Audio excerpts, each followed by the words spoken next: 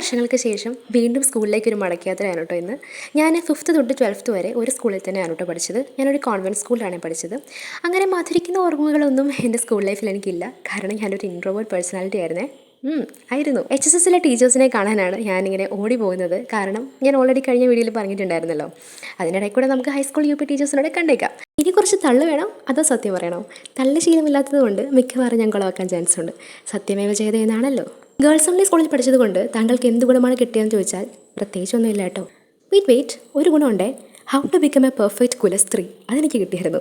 എനിക്ക് തോന്നുന്നു മിക്ക ഗേൾസ് ഓൺലി സ്കൂളിലെയും ആപ്തവാക്യം പെൺകുട്ടികൾ അച്ചടക്കവും ഒതുക്കവും ഉള്ളവരായിരിക്കുക. അത് തന്നെയായിരുന്നു കേട്ടോ സ്കൂളിലും. അപ്പം നിങ്ങൾ വിചാരിക്കുന്നുണ്ടാവും, പഠിച്ച സ്കൂളിനെ തന്നെ ഇങ്ങനെ അടച്ചാക്ഷേപിക്കാൻ പാടുണ്ടോ എന്നല്ലേ. നിങ്ങൾ തന്നെയല്ലേ പറഞ്ഞ തള്ളേണ്ട സത്യം പറയാൻ. അപ്പോൾ എനിക്ക് സത്യം പറഞ്ഞാലേ പറ്റുള്ളൂ. എല്ലാവർക്കും ഇങ്ങനെ തോന്നണമെന്നില്ല കേട്ടോ. എൻ്റെ പേഴ്സണൽ ഒപ്പീനിയൻ മാത്രമാണ് ഇത്. ഇവിടെ ഇപ്പോൾ ഗേൾസ് മാത്രമല്ല ബോയ്സ് ഉണ്ട് കേട്ടോ.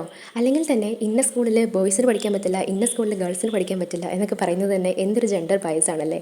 സ്കൂളിൽ എനിക്ക് മധുരിക്കുന്ന ഓർമ്മകളില്ല, വലിയ കൂട്ടുകെട്ടുകളില്ല, ബന്ധങ്ങളില്ല. പക്ഷേ എന്തൊക്കെ പറഞ്ഞാലും നമുക്ക് അറിവ് തരുന്ന അധ്യാപകരും വിദ്യാലയവും നമുക്ക് എന്നും പ്രിയപ്പെട്ടതായിരിക്കും അല്ലേ.